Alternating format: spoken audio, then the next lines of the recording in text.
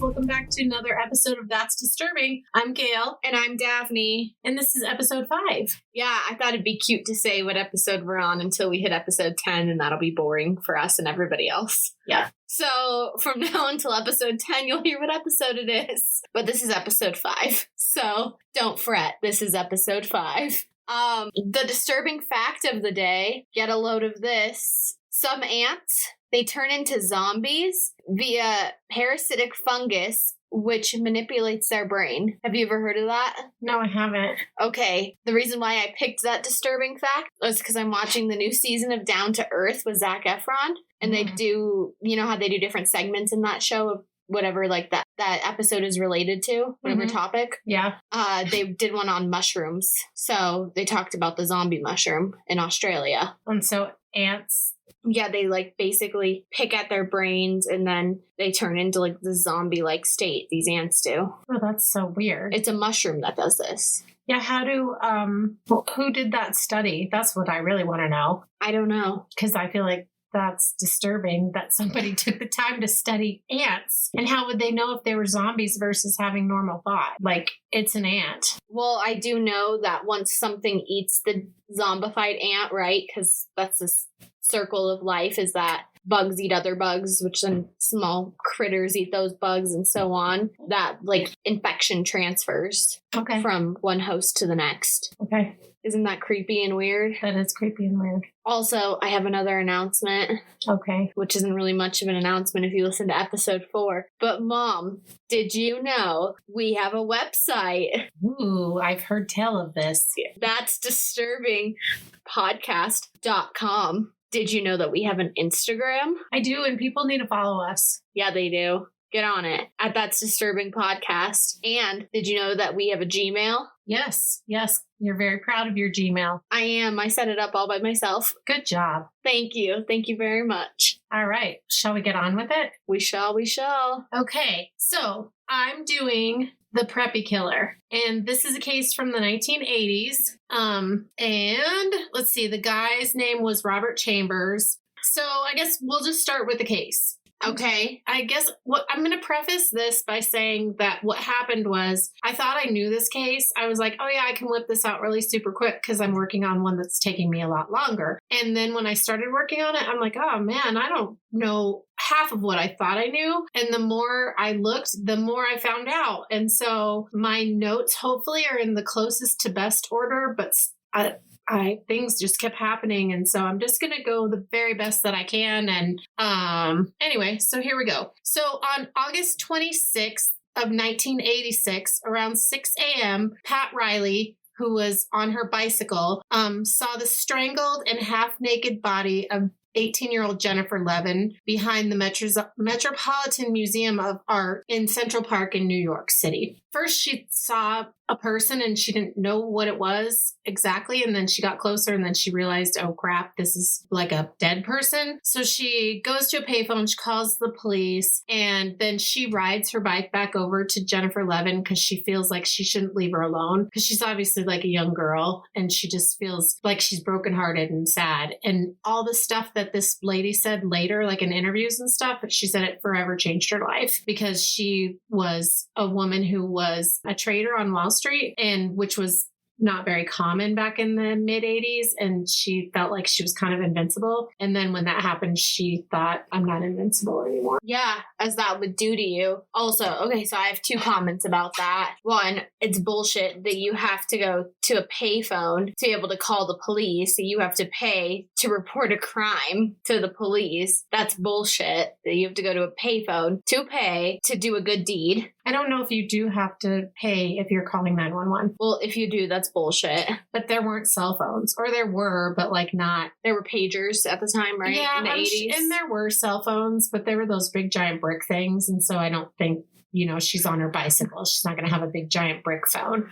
They were big giant brick things. Okay, Mom. Yeah, they Says were the person who probably had a big giant brick thing. No, I didn't. I was not no giant brick phone. And also, yeah, that sucks. That's really sad. That would definitely change your life. Yeah. That's horrible. Yeah, you're not invincible. Nobody's invincible. They just start by saying that. And yeah, that would change everything. Yeah. So anyway, this lady was forever shook by this. And so when police arrived at the scene, they immediately surrounded the area with crime scene tape. They noticed that her body was badly bruised and she had scratches all over her face and neck. Her short pink skirt was pushed up around her waist almost, and her top was pushed up, exposing her bra. Her underwear was found more than 100 feet away from her body. Her jean jacket was laying next to her, and in her jean jacket was her wallet that had her learner's permit and her birth certificate. So that's how they found out her identity was Jennifer Levin. Her learner's permit had her real age of 18 years old, but her birth certificate had been altered to make her 4 years older, presumably so she can go out to bars and stuff like that.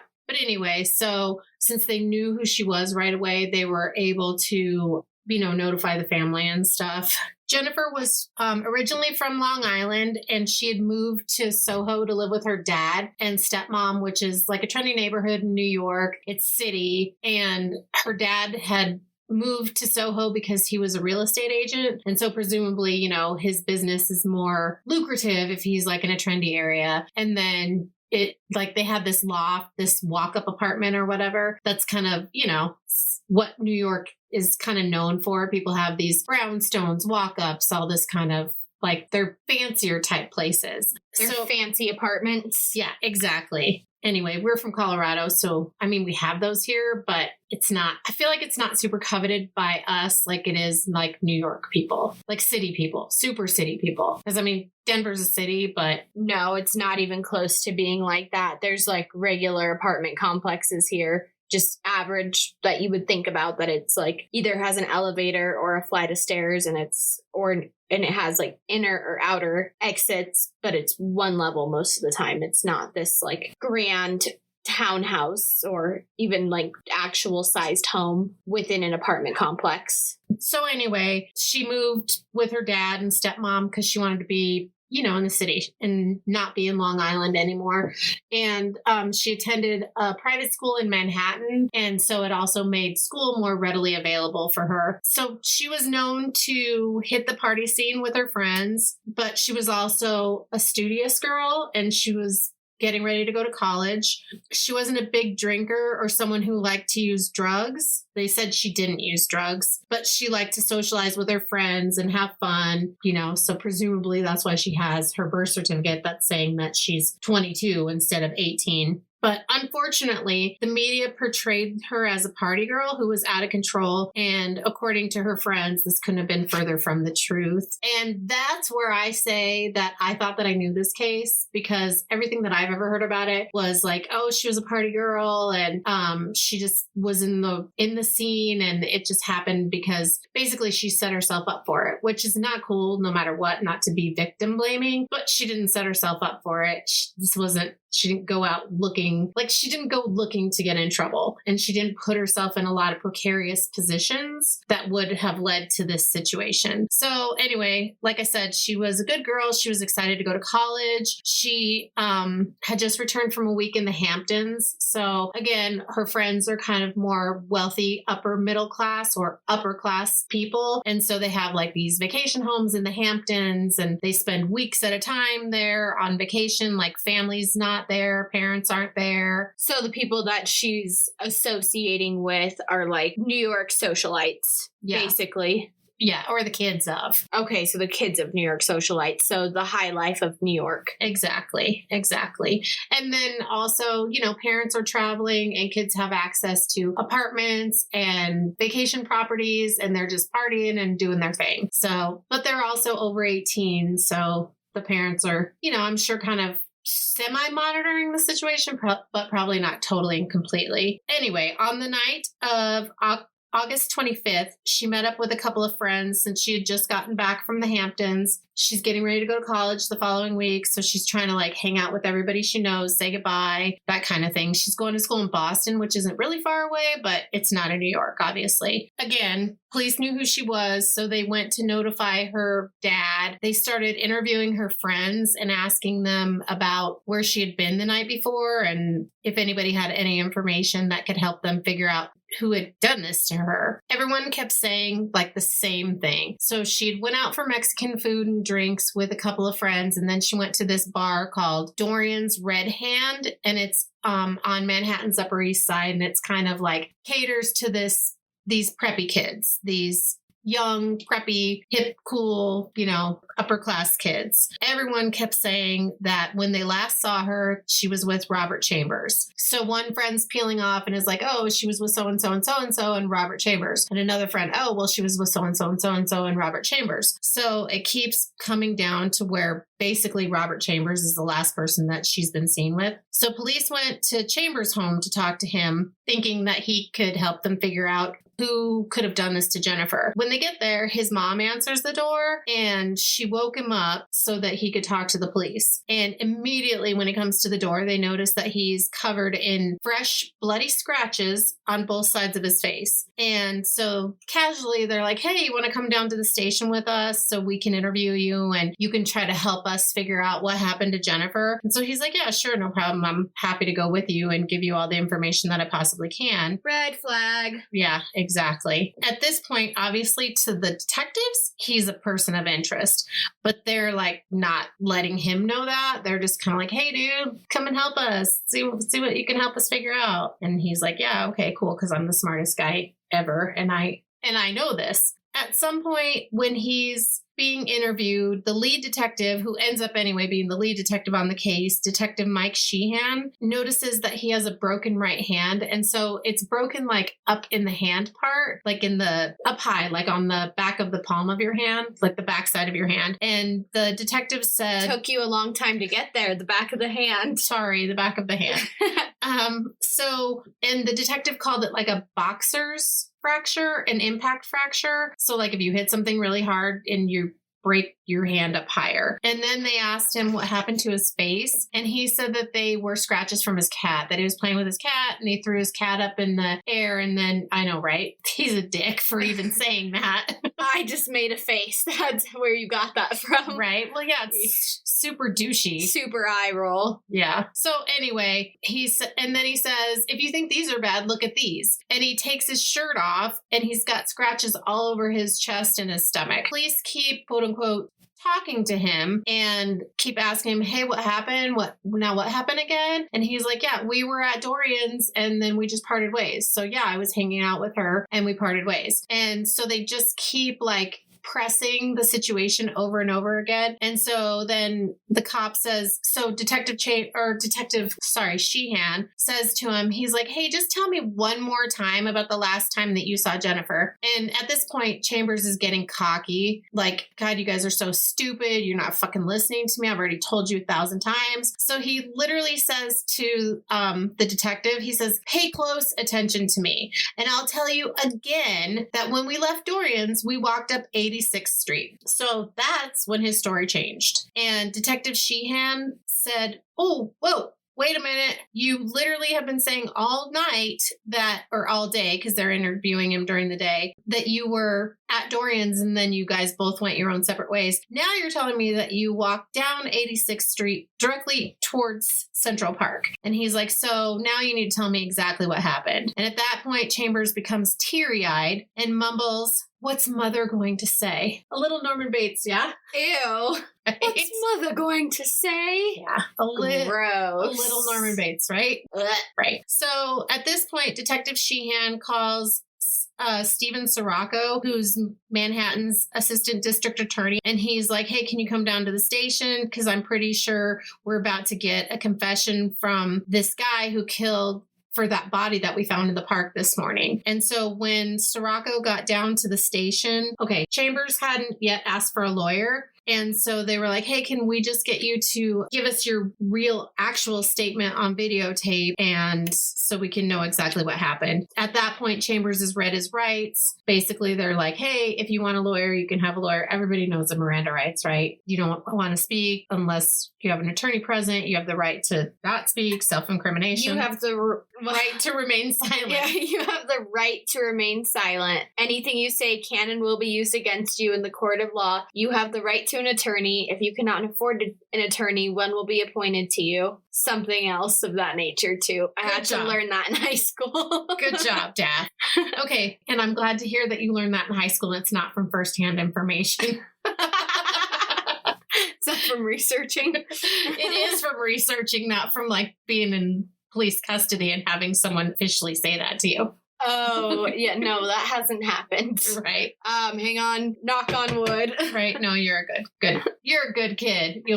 That won't happen. Okay. All right. So in his videotaped confession, or his quote unquote recounting of his version of events, Chambers claimed that he wasn't interested in Jennifer at all, that she was the aggressor in the situation. And according to Chambers, he had declined her repeated requests for sex, and he was trying to leave when Jennifer tied his hands behind her back with his underwear. And then, so she straddles him. She sits, she's sitting on top of him with her back, like to his face. He's laying down. His hands are tied with her underwear behind his back, supposedly, right? And then she starts taking his pants off.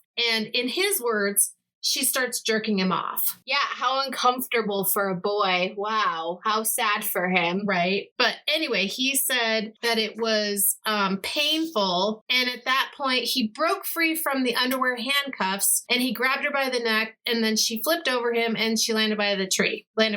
And he thought she was dead. But the way he said it, like, I don't know. It's just creepy. If you watch the police interview, he's like, oh, and then, she seemed like she was dead, or she didn't move, or I don't know. He's so like. So is he claiming that she like hit her head, or? No, he's claiming basically that he accidentally snapped her neck. Oh. Yeah, because he said that he grabbed her by the neck and then she flipped over him. And then she landed by a tree. So basically he puts her in a chokehold, flips her over his back, flips her over on her back, and then she lands by the tree where she's found the next morning, and she's dead, right? So instead of trying to resuscitate her or calling the police, he just leaves her under the tree. And then as the police are arriving on the scene and beginning their investigation, he's across the street watching. So this all was happening. So the police are getting there.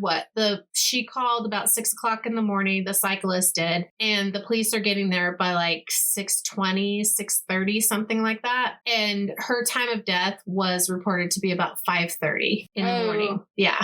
And so that was fast that they found her body. Right. And also saying that they left Dorian's at like 4:30 in the morning. So, yeah. So that's the time frame that we're looking at. Yeah, I feel like his mother definitely wouldn't be happy with him in this moment. Yeah, speaking as a dog mom, I would be very upset with Pixie if she did anything like this.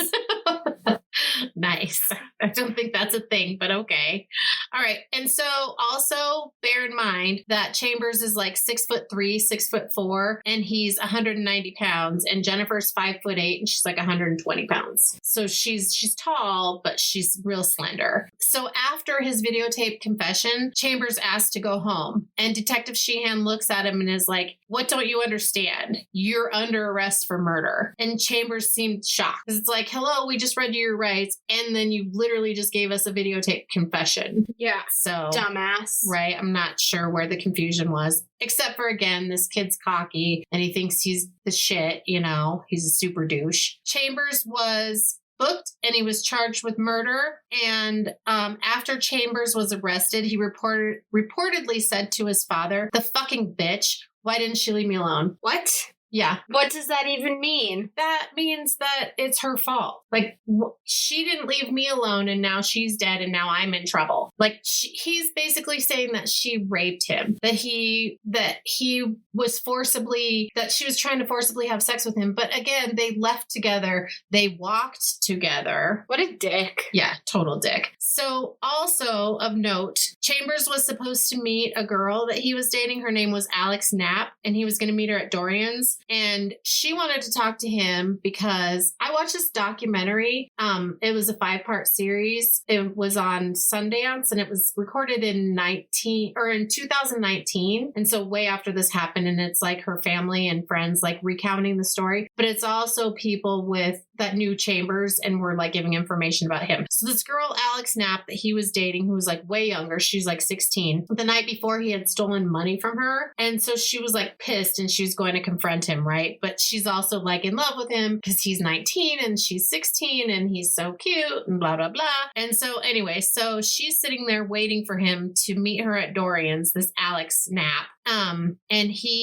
Or Alex Cap. I'm sorry, Cap, not Nap. There's no N in there. Cap. So he was late to Dorian's. He was supposed to meet her at like 8 and he didn't show up till like 11:30. And if I were her, I would have fucking waited till 11:30, but whatever. Yeah, I wouldn't have waited for a sleazeball either that steals my money. Right. But she's probably hanging out with her friends also. When he finally got there, he just walked by her and ignored her. And so she's like fuming pissed, right? And then Jennifer walks over to Chambers and she starts a conversation with him and she's like super flirty with him. And Alex walks over to them and she throws a bunch of condoms at Chambers and she says, "You can use these with someone else. You won't be using them with me." And Chambers admitted later on that Jennifer laughed at him and so did the entire crowd at Dorian's, and that it pissed him off, that he was super mad that this happened, and he blamed Jennifer for Alex being mad, even though Alex is mad in the first place anyway because he fucking stole from her and then he's 3 hours late. But again, he's never to blame. He blames Jennifer for making him look bad when he's also engaging in conversation with Jennifer after he has a girlfriend and is being a sleazeball just all around. Right. Well, even though it takes two to tango, he's blaming her. Well, yeah. And he's that nothing's my fault guy. Everything is someone else's fault. Okay. Yeah. So he's just selfish and a dick. Right. Is what I'm getting from this. Right. Narcissist. So anyway, that was just a side note of what potentially could have led up to this, right? Him being pissed off. So Chambers' account of the events, so in his videotape confession, he, what he said didn't line up with what Jennifer's body looked like. She was badly bruised. She was scratched and her face and her neck had really deep scratches. She had petechial hemorrhaging in her eyes, which is always from asphyxiation, so being strangled, not being able to breathe. It's when the capillaries are deprived of oxygen and they start to burst. So, and one eye was literally bulging out of her skull, and she even had a bite mark on her. That's so sad. Yeah. That breaks my heart. So clearly not a chokehold that you were flipped over and then the person took off. Right. That literally just snapped your neck and you died. Right. Like this is a struggle. Yeah. This girl's like fighting for her life and she's being damaged along the way. Right. And it was later determined that some of the scratches were from Jennifer herself because they found her skin under her nails, and they think, obviously she was trying to free herself from being strangled. Her official cause of death was asphyxia due to strangulation. That's so sad. Yeah. That's horrible. It's really sad. I hate this guy. Yeah. I don't feel sorry for him. Oh, just wait. I don't feel sorry for him at all. Yeah. He sounds like a self-concerned, preppy dickhead. Yeah. He sounds like if he existed today, he'd probably be wearing those chubby shorts and like Vineyard Vines t-shirt and drive a Jeep Wrangler, lifted, of course. I feel like you're stereotyping, so you might want to back up just a little bit. I just feel like that's who he is. Yeah. Well, that's who he was in 1986. So anyway, Chambers had a history of drug abuse and theft. And again, he later admitted that he'd been addicted to drugs since he was 14 years old. He went to prestigious schools, like all the way from elementary school all the way up. And it was his mother's attempt to put him in what she considered to be, quote unquote, the right circles. His mom is an Irish immigrant, so she's not obviously originally from the United States, and they don't have a lot of money, even though like the press basically said that these were like two rich kids that were just partying and shit went bad. That wasn't true. So his family was not wealthy, and again, his mom was just trying to put him in the right circles because she was a private nurse, and at one point she had even worked for Jackie Kennedy, and she had set up a play date for Robert and John F. Kennedy Jr. And she kept getting mad at Robert the whole time because she said he wasn't saying the right things to be like hanging out with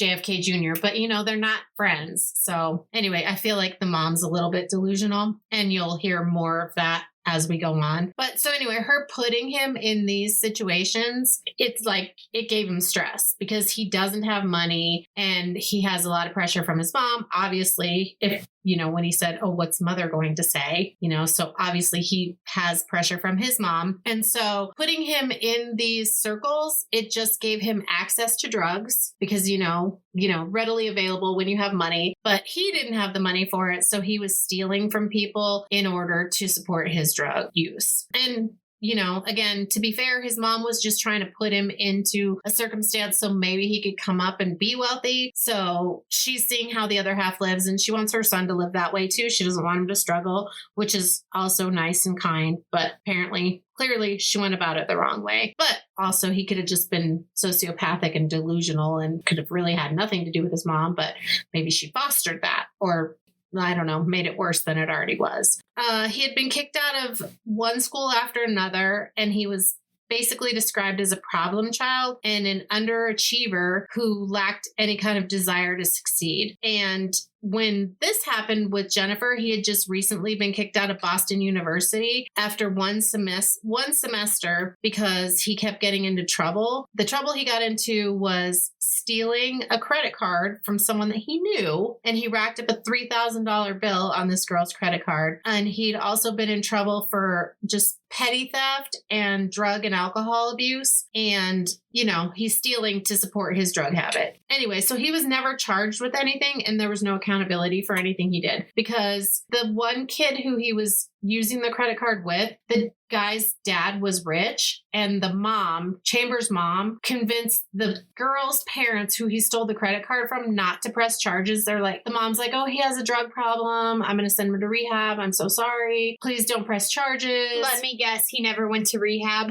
No, he did. But yeah, but he didn't stay. So anyway, so the rich kid who he was with, that dad, sent a cashier's check to the mom of the girls who they stole the credit card. And so everything was fine, good, whatever. But again, there's no accountability for this kid. Like he can do whatever he wants. So the press was all over this story right away. Her mom wasn't even notified. Her mom, Ellen, before the press had already spilled the whole story, had her name out there. They were calling it the Preppy Murder already. Everything's unfolding before even the mom even knows about it. And so what they did was they portrayed Jennifer as a party girl and basically were blaming her. This is because as the story continues to unfold, Chambers, he continues to spin the narrative that it was rough sex that was initiated by Jennifer. And that was the reason for her quote unquote accidental death. And, the press, we know how the press is. The press loves a good story. Like all the media is like, ooh, we're going to jump on this. We don't know shit, but we're just going to run with what seems like get the selling newspapers or getting people to watch the news kind of thing. Right, which is a PR crisis for everybody who's not the media. Right. For everybody else involved. Exactly. So the story was that there were these two spoiled rich kids whose night just spun out of control. And obviously it couldn't have been further from the truth what happened. Chambers' father hired defense attorney Jack Littman and his partner Roger Stavis. And Jack Littman had a reputation for making the victims look bad in order to save his clients. And Littman fueled the press by claiming that Jennifer was really to blame, which that just makes me so mad when I hear that over and over and over again, that they're blaming her, Right, that there's victim blaming happening when no victim should ever be at fault for anything ever. Right. They're the victim. Exactly. 100%. So, and Chambers' looks also played into the story. So everyone's looking at this kid like he is attractive. I mean, I think he has kind of a weird chin, but that's just me. But that he was too good looking and he's too polished to be a murderer. He's never been arrested before. The trouble that he's been in has been buried. And so nobody really knows about it. It is what it is. But so it comes out that Jennifer and Robert had been dating over that summer. And Jennifer even told her friends that they had a sexual relationship and it was the best sex that she ever had. And according to Chambers, their relationship was super casual and she was more serious about him than he was about her. And her friends all said that she really liked him a lot and that she talked about him a lot, but she was going away to school and she wasn't like, oh, I'm going to stay for Robert. There was nothing like it wasn't that deep to her. It wasn't worth not going to school for him. Right, exactly. It was probably pretty casual for her as well, which is, you know, again, why the press is like, oh, she's a slut, she's a party girl. Like, we're just gonna, you know, it's her fault. She did this. She made this happen. So the prosecutor that was assigned to the case was Linda Fairstein, and she'd never tried a murder case before. And she, again, is a woman, and not a lot of women in the district attorney's office at that time. And that guy, that Stephen Sirocco, that was originally the one that came down and got the videotape confession, he thought that he was going to get the case. But because he was witness to the videotape confession, he couldn't try the case. So he was kind of pissed when they took it away from him and when they gave it to Linda. But anyway, it was what it was. And so together, her and Detective Sheehan built a case against Chambers. Sheehan had Chambers' address book because he'd taken it with him when he went down there for questioning in the first place. It's like a date book or whatever, not maybe an address book, but like a date book more. And so he interviewed a bunch of people that were in it. And at first everybody was like, oh my God, no, he would never, he's incapable. He could never do something like that. And then as time went on, people started to kind of like give them some damning information. So the more they dug, the more information that people started to share. And people said stuff like he went to parties and he stole fur coats and jewelry from the houses of the parties he attended. He took pills out of medicine cabinets. Like, he's just a piece of shit. He's just a dirty douchebag. Yeah, exactly. Anyway, he's a drug addict. He went to rehab, but he didn't complete the rehab program. See, I called it. Did I not call it? You did call it. He went, but I knew he wasn't. I knew there was something off about him. Yeah. This rehab thing was just a front. Exactly. Wasn't real. Right. It's his mom's attempt to make him, again, poor Robert, please let him off the hook. I feel like that wouldn't make you seem any better if you're like, oh, my son's a drug addict. Right. Please don't press charges against him. It's like, oh, your son's a drug addict. We're probably going to press charges against him because he'll just steal the credit card again. Right. I don't understand how she played on people's sympathies and didn't get anything done. Like, nothing was ever done to him. Yeah, I don't either. Especially if it started when he was like 14 and this is when he's 19. So this is 5 years, presumably, of repeated shit going down, right? Well, I feel like we hear this all the time, that a lot of the time there's like not ever any accountability for these people. Like, they don't have to, they answered no one, basically. And there's no repercussions for any of their actions. Yeah. So he's just another example of this. I as you're building this story, he just seems like another example. Yeah, for sure. 100%. You are definitely not wrong. I just always think, I don't know, I'm a mother. You're my kid. You have to hold them accountable. So I don't understand I understand protecting you as like a mama bear, but if you're super fucking up, I'm going to let you fall. So you stop fucking up, you know? Yeah. At some point, I'm letting you hit the ground so that you realize there is a fucking ground that you will hit and you need to figure your shit out. Right. But I guess I'm just a different kind of parent. Come back down to earth. Yeah. But that's my parenting style. So anyway, he had a cocaine habit, as I said before, and he couldn't afford it. And so he was stealing from people to pay for using cocaine and other stuff, just partying, drinking, like living this life, you know, going out, hanging out at these bars, going to places that he couldn't really afford to be at, especially because he doesn't have a job either. And he's not from a wealthy family. A healthy New York wannabe socialite lifestyle. Exactly. But again, his mom put him into it. Yeah. Bad choice on her part. Yeah. She created the monster. While they were putting together a case against Chambers, listen to this, Daphne. Fairstein got a call from another detective in another precinct who had been investigating a string of burglaries. And I never heard this before. So this is fucking wild. So Chambers' driver's license had been found on the balcony of one of these high-rise fancy apartment buildings that had been burglarized. So several of the apartments in the apartment building had been burglarized. And when he was called in for questioning because his driver's license is on the balcony of one of these apartments, he's like, oh my gosh, my wallet got stolen. Thank God you found my driver's license. And the detective, she's a woman. And so she literally admitted that she was charmed by his good looks and the fact that he had no prior arrests. And considering his quote unquote background, they no longer considered him a suspect. And basically, here's your driver's license. We're so sorry for inconveniencing you and bringing you down here. But as it turns out, because they had his fingerprints now, because he's been arrested for murder, that his fingerprints were on a medicine cabinet of one of these apartments. And so what happened was he's this white guy, right? And he would go into these apartment buildings because he either knew the doorman, because he knew people that lived in the building, and they'd be like, oh, hey, I'm just here visiting so-and-so. And he would just let him in, right? So then he'd go down the hallways of these apartment buildings and he'd try all the doors until he found one that was open and nobody's home. And then he goes in and he's stealing this shit, right? And he's throwing it over the balcony to this guy whose name is David Filia, who this guy is an African-American guy. He's 20 years old and he's a known drug dealer. And so between the two of them and these break-ins, they stole $70,000 worth of stuff. Oh, God. And that's in the 80s. So that's like even more today, A. And B, he's using this to pay his drug dealer for drugs, right? I assume. Yeah.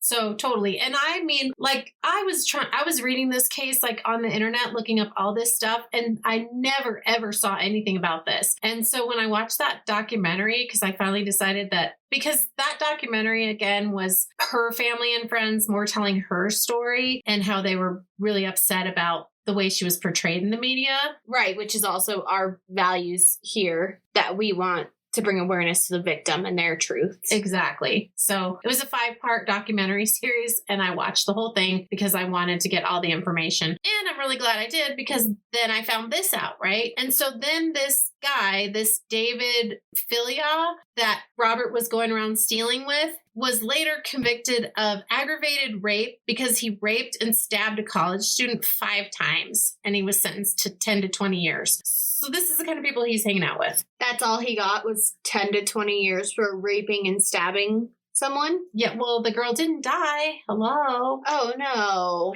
Right? That's fucked. Yeah, so fucked. Yeah, let's just send this violent, aggressive, drug-dealing human back to the streets. What can happen? Right? What will go wrong? So now listen to this. I could not find out what happened to Robert Chambers over all of this. Like, it was not anywhere else in the documentary other than the fact that they brought it up, right? The docuseries. And so I looked it up online to see, like, did he get charged? Because $70,000, that's a lot of freaking money. That's definitely felony money, right? And his fingerprints were found at one of the places. Well, he was and his ID, like, duh. Yeah. Red flag alert. Ugh, yeah, this guy, right, man. These sirens should be going off in your head right now. Right. Like, yeah. Let's connect some dots. Exactly. So he's indicted for this crime, but he had a different lawyer. So this is going on while he's under investigation for Jennifer Levin's murder, right? So he had to hire a different lawyer for this, and he basically said that the guy forced him to do it, or he threatened to kill him or threatened to hurt him or whatever. And so he's forced into doing it. But I mean, given everything, I feel like that's bullshit. But I also couldn't find out if anything happened. And I think nothing did happen because I couldn't find anything. Well, I feel like a lot of the times, like, if you look at like Richard Ramirez, the Night Stalker, I think a lot of his charges are rolled together just so it would be, like multiple life sentences or whatever. But then they weren't going to charge him on the sidelines as well for, like, I don't want to call this like a petty misdemeanor, but, for robbing, for burglarizing, for theft, whatever, call it whatever you want, all the same, basically. Right. That they're going to charge him for I would assume, like, these things are rolled together. However, that would make no sense for reparation to the victims of the theft. But they're not. And so, listen to this. This is where I'm just like, this is the whole thing where as I'm reading it and I'm again, I know this case and I'm just going to whip it out really quickly. No, all this fucking shit keeps happening. I'm like, what the fuck? What the fuck? What the actual fuck? So anyway, say that one more time. What the actual fuck? Yes. Right. So the prosecution had Jennifer's jean jacket sent for DNA testing, which was brand new at the time. And it was determined that the jacket had Jennifer's blood, and saliva on it, and most likely was the murder weapon used to strangle her. However, her own jacket was? Mm-hmm. That's so sad. Yeah. Not her new jean jacket. No. I know. Poor baby. Poor sad. I mean, very sad. Very sad. Poor girl. So, but the judge didn't allow the evidence because it was not considered to be reliable at the time because DNA is brand new. And so, he didn't let that happen. Also, the judge did not allow into evidence Chambers' drug use, his burglaries, or the fact that Jennifer's money was missing from her wallet and her jewelry was also missing. What the fuck? Yeah, right? Let's take away all the evidence. Yeah, it's super. This judge, I don't even get it. And like in the trial, they put up this picture of Jennifer on the night that she was murdered, or the night, she's out with her friends. There's pictures of her. And they had to put like tape over her ears because they couldn't show her earrings, because in the crime scene photos, she doesn't have earrings because the fucker stole them. But they couldn't, they literally had to black them out in the picture that they had of her in the court. That's so fucked. Yeah, because you can't bring that into evidence that we think he stole her shit. That's so fucked. So fucked. And the detective kind of said that he thought that maybe the whole motive for the murder was to rob her and not even to actually kill her. I don't know. I feel like this guy wanted to rob her and probably kill her because he sounds like an aggressive, violent, pent-up piece of shit. Exactly. Anyway, also, do we know more about this judge? Did you find out anything else about this judge? I did not do a whole lot of research on the judge because I was rabbit holing in a whole lot of other directions on this thing, because I was trying to find about that David Falvilya and some other... The drug dealer. The drug dealer that was, convicted for aggravated rape. So... And bodily injury. Yeah. I was just wondering about the judge because I was wondering if this is like his MO a lot to leave out evidence, if he's almost like a victim blamer too. Well, no, but listen to this. Because this is why I didn't rabbit hole on the judge, because I think kind of everything we need to know is in this next little bit that I'm going to tell you. Okay, I gotcha. Okay, so while awaiting trial, Chambers was let out on bond. And of course, the prosecution's like, no, don't let this fucker out on bond, because he's, just a piece of shit. But anyway, the reason that the defense was trying to get him out on bond was because he had never been arrested before, and partially because his mother, Phyllis Chambers, convinced Father Theodore McCarrick, who was the Archbishop of Newark at the time, to write a letter to the judge recommending that bail be granted. And this weighed heavily on the judge's decision. So the judge is getting a letter from this Archbishop, so a super high up person in the Catholic Church, saying, oh no, he's a good boy, let him out on bail. And so the judge does. Did they even try to fucking feel out that connection, why he would say any of that? Well, because he had attended that guy's church, and the mom, like I said before, she was an Irish immigrant, so Catholic, very involved in the church. Okay. Yeah. So they did actually know each other. It wasn't just a random person that she's like, please help my son. No. That she's crying, poor mom, poor son. Right. No, they know the priest. Okay. So, but anyway, I feel like... That's fucked. Yeah, I feel like a priest shouldn't convince a judge to do anything. But so... When we go to post this episode, we're going to have to check the explicit box like a million times. I've said that's fucked way too many times, even for my own comfort level. Dial it back.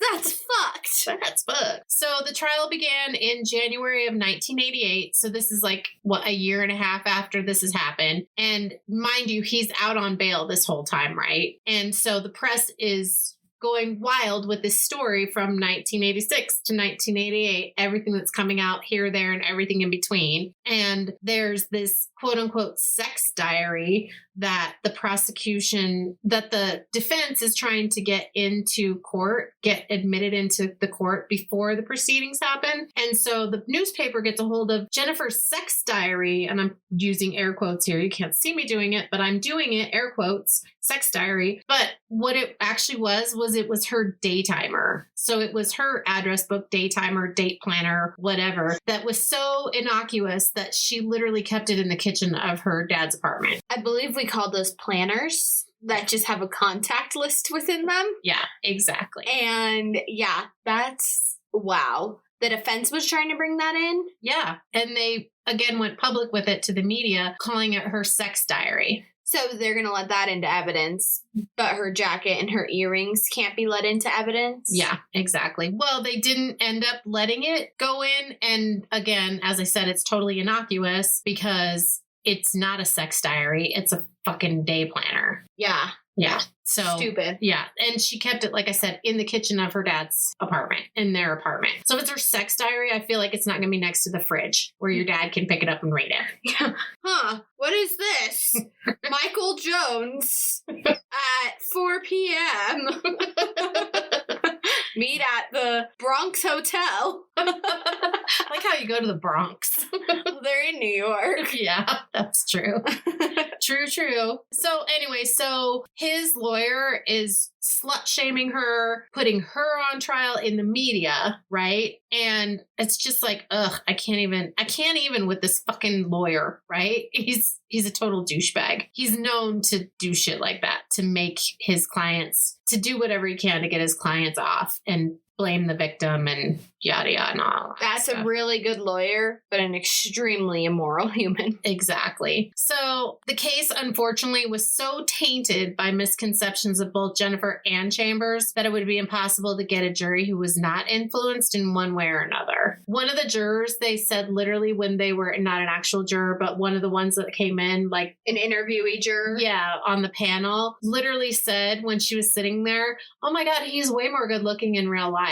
Ew. Yeah. So, I mean, get better people that you think are hot. Like, what the fuck? He's right? On trial for murder. Don't be one of those psychopaths. Well, and again, it's to the point of... It's all tainted. Yeah, it's tainted. Like, he's rich, she's a slut, she deserved it. Poor kid, this poor guy, you know, it was an accident. She was trying to rape him. She wanted rough sex, you know. Ugh. Yeah, ugh is right. It's all bad. It makes me just super frustrated and irritated with this lawyer. So all of the evidence that Farstein and Sheehan had gathered to accurately depict Chambers' character once the case went on trial would never be heard in trial because his lawyers kept him from taking the stand. They were going to put him on the stand and then they chose not to put him on the stand. And because they didn't put him on the stand, they couldn't open the door for all this shit to be brought in because the judge had already said that it couldn't be brought in. But if Chambers would have got on the stand, then they could have asked him all these questions that would have, again, depicted what his real character is like, right? Again, great legal counsel, immoral fucking lawyer. Exactly. Agren. Because Jennifer's friends took the stand so that they could explain what happened and like how Jennifer was and like how she was dating Robert and blah, blah, blah. All of her sexual history and everything could be brought into court, which is bullshit because it's that whole thing of like, if a guy sleeps with 2 or 3 girls, like it's all cool. But if a girl sleeps with 2 or 3 guys, she's a fucking slut. Right.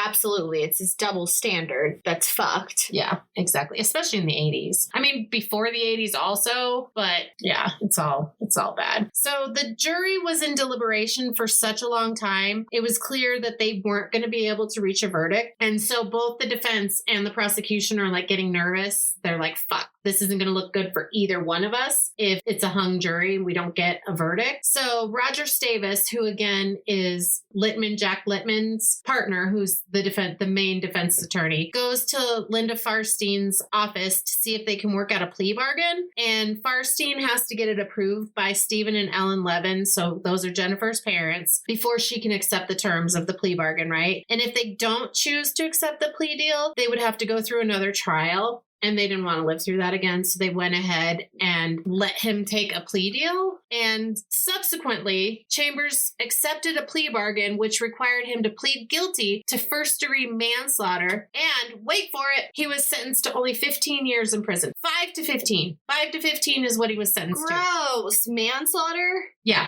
That does not seem consistent with manslaughter. Nope. but it was because it was going to be a hung jury because they were all fucking tainted by the media. Right. And the parents didn't want to live through it again because they said that the mom like cried every single day because they made her daughter look terrible. Well, yeah, as you would. Yeah. Not only are you reliving this traumatic, horrible, fucking awful event. Right. Then violent death. Then they're playing your daughter out to be this party girl, sex maniac slut who likes it rough and got too rough with a guy and now he's on trial for killing her. Yeah. Yeah. That'd be just going to your own child's murder trial at the case against whomever murdered them would be horrible as is, and then just to add the horrible misconceptions about the case into it. Yeah.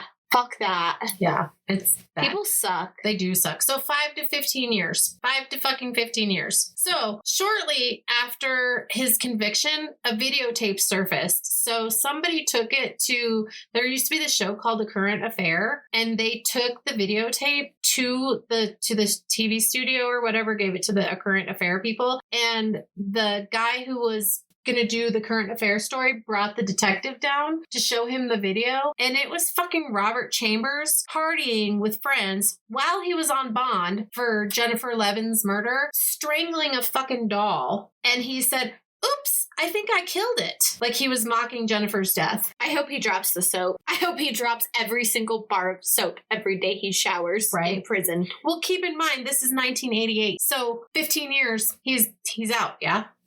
Yeah, he's out. The Levins sued Chambers for $25 million in a civil suit for wrongful death. So it's kind of like what Ronald Goldman's family did with the O.J. Simpson trial. I was just about to say Nicole Brown Simpson. Yeah. Butchered that. But yeah, Nicole Brown Simpson. Yeah, but Ronald Goldman's parents sued O.J. Simpson for wrongful death. Good. So same kind of thing. And Chambers pled no contest and was ordered to pay the Levins in a lump sum and to have his wages garnished for 10% up until the debt's paid. But I'm guessing he's not going to fucking pay it because he's a drug addict and he's going to get $25 million. Well, he's not going to pay all $25 million, but his wages will definitely get garnished. Exactly. Which is better than nothing. At least there's something happening in that facet. Right. And again, back to the like Junko Furuta, no amount of money is going to bring your child back or is worth the life of your child, or like, how do you put a price on that? You don't. No, you don't. It's just, I guess, more about the point of it, right? Yeah. About the justice. Yeah. Some kind of formal fucking punishment. And he's a rich preppy. Well, not a rich, but he wants to be a wannabe Richie. I was going to say, in this whole thing, you keep repeating that he's rich. His persona was rich. He wasn't rich. Yeah, no. His mom just wanted him to look like a little rich boy. Exactly. He wasn't at all. No, he wasn't. So Chambers' first eligibility for parole was in 1994. And Jennifer's mother, Ellen, spoke before the parole board and said, in quote, "In my eyes, anything less than the maximum would devalue my daughter's life." So at that time, he was denied parole. So in 1996, he was again eligible for parole. And at that time, when he went for the parole board, according to transcripts of the hearing, he said at one point, I quote, "I guess I could also give you the party line and say that I've learned my lesson and I will never do this again. But that's not how I feel at this moment because I have a lot of conflicting emotions." Yeah, that's going to get you somewhere. What the fuck? Yeah, he's a narcissistic tool. Yeah. I have a lot of conflicting emotions, and I'm not saying that I wouldn't ever kill anybody again. Yeah, I have a lot of conflicting emotions right now, too, about killing him. Yeah, he's a something. Yeah, he sure as shit is. Yeah, he is. So again, mind you, he was sentenced to 5 to 15 years, right? Uh-huh. So while he was in prison, he spent 1,592 days in total in solitary confinement, which is almost 5 years. Probably for his own protection, I would assume. No, it's because he continues to be a fucking piece of shit while he's in jail. So he served the whole 15-year sentence because, again, he's fucking up left and right, and he ends up kept going. He went multiple times to solitary confinement for almost 30 offenses, including failing drug tests, marijuana and heroin in his cell. What the fuck? Yep. Fighting with guards and having a straight razor in his possession. So almost 30 fucking times of this kind of shit. What the fuck? Right? I just want to know, I don't ever want to experience this, but I would really love to know how this chain of command and supply and demand and everything of that nature works within prison systems. Like, how the fuck are you keystering a razor blade out of your visitation rooms? Yeah. I don't know. Maybe you could do an episode on that. Keystering razor blades. Right? The official guide to keystering a razor blade, as written by Daphne. I think I shall write it up. What shall you do? Write a novel. Yes, I feel like you should. Most Not a definitely. navel, like I almost said. A navel orange? Yes. Hopefully not a different kind of navel. Right? Ooh, Not gonna keister, that would even be keystering. Oh my gosh. Alrighty then. Okay. Shove that in your marijuana. Right? So, also, while he was in prison, he had a girlfriend the whole time, and her name was Sean Covell, and he began dating her right after he was released on bail awaiting trial for Jennifer's murder. And she can be seen in the video of him strangling the doll. Ew. Yeah. Yep. Because she's there partying with him because she's his girlfriend. This guy must have a magic stick. Yeah. How they say that women have voodoo clams. This guy must have a magic stick. A voodoo clam? Because he's charging. Wow, English is good. He's charming everybody, fucking left, right, and center. Yeah. Everybody's like, oh no, he could never. He's such a good guy. It's Well, like, even that detective was like, yeah, that's exactly to my point. They find his ID, and she's like, oh, I'm sorry for the inconvenience, Mr. Chambers. Mr. Hottie McHottington. Yeah. You run along on your way and go be hot. Yeah, right. You go run along and have a nice stroll in the park on your way, sir. Right? And I'm be so hot while you're sorry. doing it. I'm so sorry for inconveniencing your day. Let me accidentally slip my phone number next to your ID while I hand it back to you. Right? Magic stick. Okay. So this Sean Covell, she visited him every week while he was in prison, and she remained loyal the whole entire 15 years. And when he was released from prison, they got an apartment together on 57th Street. And after he was released in 2003, he was arrested multiple times for kind of misdemeanor drug offenses. And then in 2007, Chambers and Covell were both arrested for selling cocaine and heroin out of their apartment. Jeez. Yeah. Gross. And because the judge was so horrified by Sean Covell's appearance when she was arrested, because like they saw her throughout the whole thing because she's visiting Chambers. She's like on TV, she's in pictures, blah, blah, like she's this cute, normal looking girl, right? And then like in that arrest picture of her, she looks horrible, like terrible. So the judge was so horrified by her appearance that he sent her to rehab and just let her off with probation. But wait for it. Fucking wait for it. Which this is justice, but pisses me off. So Chambers was sentenced to 19 years and 4 months. More time than he got for killing Jennifer. 19 years for cocaine and heroin, but 15 for murder. So what the fuck? I mean, I'm glad he's doing 19 more years because he should have had that and then some for Jennifer. Yeah. So it's kind of poetic justice. Ooh, but 19 years, 2003. He's out this year. no, 2024. No, because it was 2007. Oh, I thought you said 2003. Yeah. So no, he's eligible for parole in January of 2024. And at that point, he'll be 57 years old and will have spent half of his life behind bars. Dirty piece of shit. Nice. I had to sing it. Okay. We're in New York for this episode. Alrighty. Yes, Broadway. Broadway, here Daphne comes. Yeah, fucking dick. Okay, but wait. And fucking dick of a justice system. Right. Okay, and then another side note, because I keep going, oh, side note, because there's so many fucking side notes in this, right? Yeah, right. This is like I said, oh, I know this case. No, the fuck I didn't know this case. Anyway, lots of language. Fuck I did. Fuck I did. Okay, anyway, another side note, that Father McCarrick, who wrote the letter to the judge, Yeah. and it was probably mostly the reason that Chambers got bail while he was awaiting trial. In 2018, he was defrocked by the Catholic Church because of sexual abuse charges that were substantiated by a young boy from like many, many moons ago. So prior to, like, probably right around the time of the Chambers trial, and maybe even before that. I don't want to talk about the Catholic Church. Yeah, no, I don't want to get into that either. So I was debating whether to put it in or not. No, I think it's worthwhile to show that he's just also an untrustworthy. Yeah. That not only, like, he was essentially schmoozed by mom to write this letter because he's like, oh, she's a good church patron. I'll do her a favor, write this letter, even though her son's going on trial for murder, to attempt to get him out on bond for the time being, like while he's facing trial. But he's also, in his own rights, just a piece of shit. He didn't just get schmoozed. He's also a dirty, gross human. So that was worth mentioning, but I also just don't want to dig into the Catholic Church. They're too powerful. They are too powerful. And, just because there are a few bad apples, there's a few bad apples everywhere. But, okay, so in that docuseries, the detective said that after that came out, that he thought that there was potential that maybe that priest had done something to Robert Chambers because he would have been the right age when all that stuff was going down with the priest that was accused. And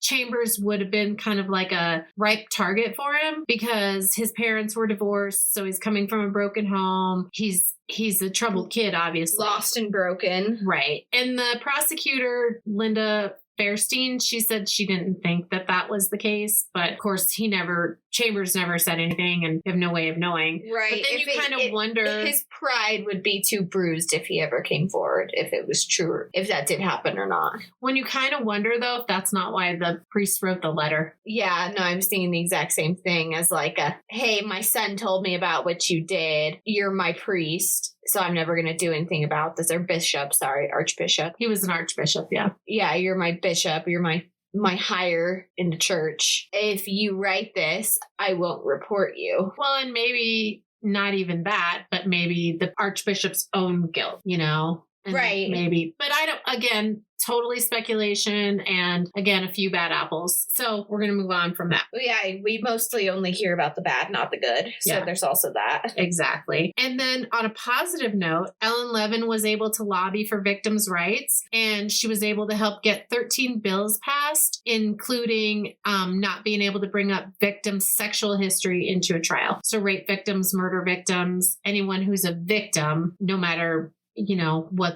whether it's rape or whatever it is, their sexual history is not allowed to be brought up in court. I'm assuming unless that's by relevancy. Well, but if they're a victim. Yeah, but sometimes it could be a victim who's like a prostitute with a log. Doesn't matter. Oh. So if a prostitute I feel like that would only help the case, though, if they had a log. Yeah, but if a sex worker gets raped, then just because she's a sex worker doesn't mean she deserves to get raped. No. That's not to my point. My point is that if, say, fucking Heidi Fleiss, one of her girls, kept a book, and then one of them got murdered, I think the last person in the appointment slot before the murder, right? Before or after, in this time frame, if there's a person on the log anywhere near that time frame, it might be worthwhile to bring that into evidence that this was on the person's book.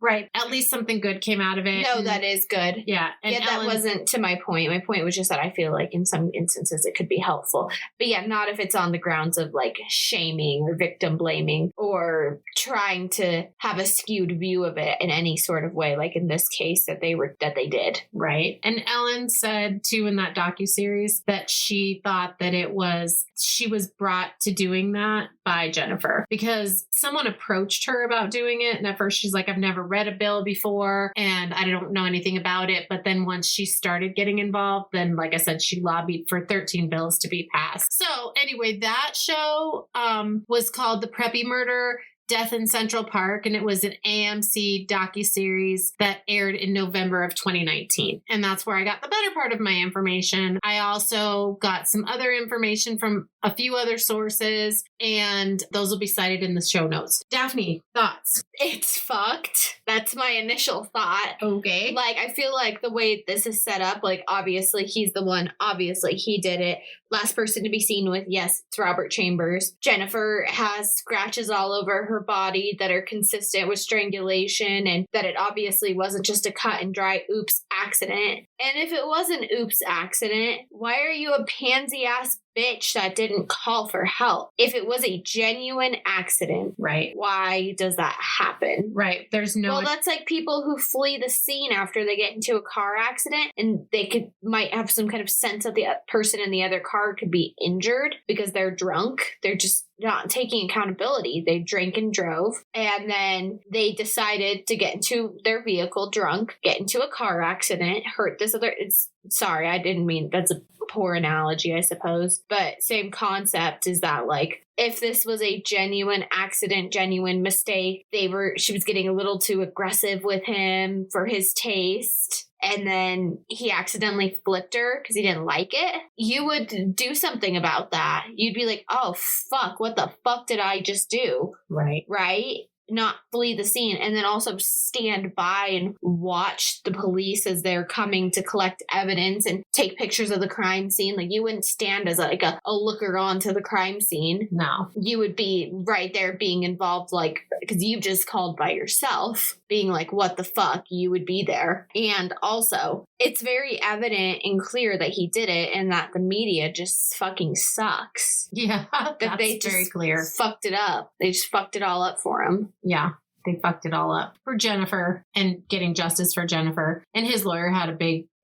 impact in that. Yeah. So, like I said, his lawyer, great legal counsel, horrible human. Right. And his lawyer had started out as a prosecutor. So, but I think a lot of defense attorneys kind of start that way. And then, you know, whether it's the lure of the money or the lure of actually wanting to help innocent people, I'm not sure. That's a whole different thing. We're not even going to go there. Wait, prosecutors don't get paid as much. Those are state attorneys. Exactly. That's what I'm saying. They flip to being defense attorneys, maybe the lure of the money, maybe actual justice. I think it flips most other ways, though. I think people go from being defense lawyers, in this instance, like in the case of violent crime, they'll go from being a defense attorney, and then like they can't take it anymore. Like they have a conscience that gets in the way of doing it after so long. Like, you know how like therapists eventually retire. Yeah. Cops eventually retire because it's just hard to endure these things on a daily basis, that they go to the prosecution side then to try and seek the justice. Right. Not weasel their way out of the justice. But anyway, I think that this guy's a piece of shit. I'm happy he's locked up. Let's get him locked up some more. Somebody keister some shit, bring it to him. Let's get him some more time.